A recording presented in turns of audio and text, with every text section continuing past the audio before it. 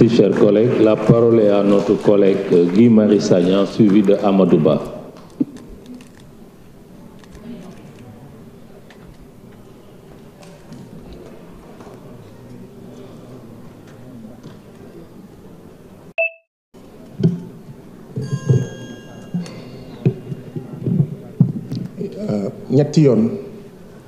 ñetti yoon gën saa néew ci ñaari at yi weesu j'ai posé la même question lan moo tax en 2 ans ma bind 20 propositions de commission d'enquête parlementaire président ak bureau bi duñ ko xool li nga ma tontu loolu nga ma tontu loolu la ma ñeneen tontu ñii naan c'est pas l'ordre du jour ñu dàq ko.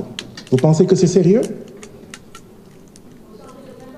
Non, les droits, ce sont des droits. C'est pas une question de méthode. On respecte les droits des députés.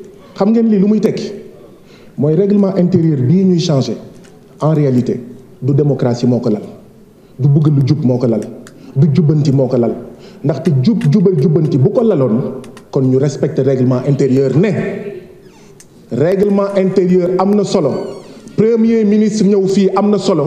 waaye proposition d'enquête parlementaire qui parle des salaires de 25 000 travailleurs du FERA qui courent derrière 8, 10, 12 mois d'arriérés de salaire moo ko ëpp solo wala ñoo yem solo lii lay tekki. L'Assemblée nationale en réalité je ne vous parle pas vous causez du tort parce que en ayant cette posture da ngeen di won askanu Sénégal ne liggéeykatu FERA yi seen yoon newu ci. Vous pensez que man ngeen di xas. Vous pensez que man ngeen di xas déedéet du man ngeen di xas 12 mois d'arriérés de salaire ñu ne nañu taxawal commission d'enquête parlementaire ngeen lànk ba tëdd ci suuf. Voilà ce que vous dites aux travailleurs du FERA li ngeen di wax mooy yéen liggéeykatu hôtel King Fahd Palace Assemblée nationale 2e institution de ce pays yéen seen situation yitteluñu. Voilà ce que vous dites aux travailleurs du King Fahd Palace. King Fahd Palace mi nga xam ne état du Sénégal moo ko moom ñu sàcc ko ñu toje ko ñu lekk ko ñu seeñu ko Assemblée nationale ne pat toog seetaan li ngeen di wax mooy ah oui dama bind gouvernement ne ko gouvernement bu Sénégal Falémé bi s'est déclaré en état de mort clinique depuis 2019. Qu'est-ce que le gouvernement a fait? Le gouvernement a annoncé un projet de décret ngir orpaillage bi ñu dakkal ko ci Falémé. En même temps ma interpellé Assemblée nationale par une commission d'enquête parlementaire Assemblée bi ne duma ko xool ndax lan vous êtes en train de dire aux populations de Saraya aux populations de Bakel aux populations de Kédougou que la situation de la Falémé qui est en état de mort clinique depuis 2019 ne vous intéresse pas. Voilà ce que vous êtes en train de dire. Mais vous êtes également en train de dire au peuple sénégalais que assemblée bi dañ ko war a tas parce que c'est une assemblée antidémocratique parce que c'est une assemblée boo xam ne dafa xiif Ousmane Sonko kaay ñu lekk la dañoo yàqamti nga ñëw mais la situation des travailleurs du FERA ne vous intéresse pas. La situation des enfants yiy lekk Nido yiy lekk Cerelac et dont on dit que c'est hyper sucré ne vous intéresse pas. Mais la situation également des jeunes du programme Xëyu Ndaw ñi ne vous intéresse pas parce que dama déposer commission d'enquête parlementaire ngeen lànk bañ ba tëdd ci suuf ne du ngeen ko xool président bi ndeysaan mu toog rek ndeysaan xamul lu muy wax ngeen fo ne dëgg la ñu naan ce n'est pas à l'ordre du jour. Quand est-ce que ça sera à l'ordre du jour et où est-ce que ça sera à l'ordre du jour? Ba pare monsieur le président ngay wër naan waaw c'est-à-dire Guy Marius Sagna dafa war a waxtaan ak yeneen député ñu soutenir ko ban soutenir. Le règlement intérieur me donne le droit de déposer des propositions de commission d'enquête parlementaire. Il y a parmi vous qui sont honnêtes, qui sont respectables et respectés et qui se taisent sur ces injustices qui se déroulent depuis 2 ans. Vous le savez, un droit il doit être respecté.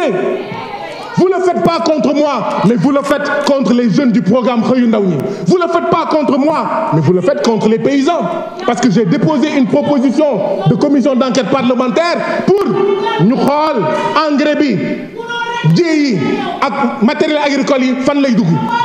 Vous ne le faites pas contre moi, mais vous le faites contre les populations des villages qui longent la Falémé. Ku nekk ne pat waaye ay bu nekkoon mbiru poste. ay bu nekkoon mbiru poste ay bu nekkoon mbiru pal yéen ñëpp di ngeen màbb di xëccoo waaye comme il s'agit des travailleurs du fer ngeen ne pat comme il s'agit des travailleurs de l'hôtel King Fahd Palace ngeen ne pat comme il s'agit des paysans ngeen ne pat. Honte à cette assemblée, dissolution de l'Assemblée nationale.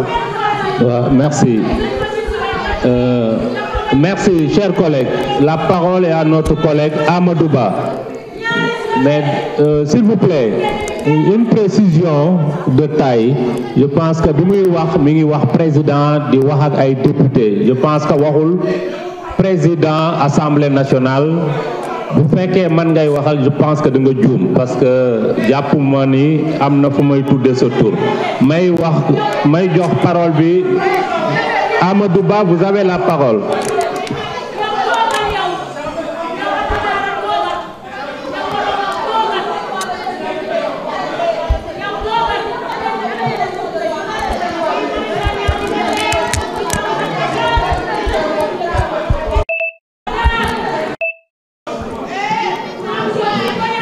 Merci beaucoup, Président.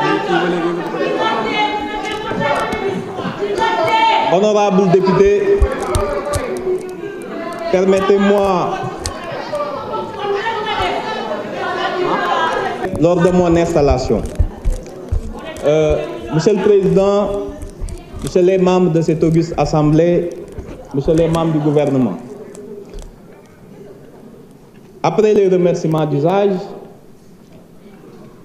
cette journée est exceptionnelle en ce sens que l'Assemblée a finalement reconnu ce que le Premier ministre Ousmane Sonko avait toujours proclamé, qu'il y avait urgence à rectifier le règlement intérieur qui était en cours depuis l'ouverture de la législature et qui manifestement contenait des dispositions qui n'étaient pas conformes à la Constitution.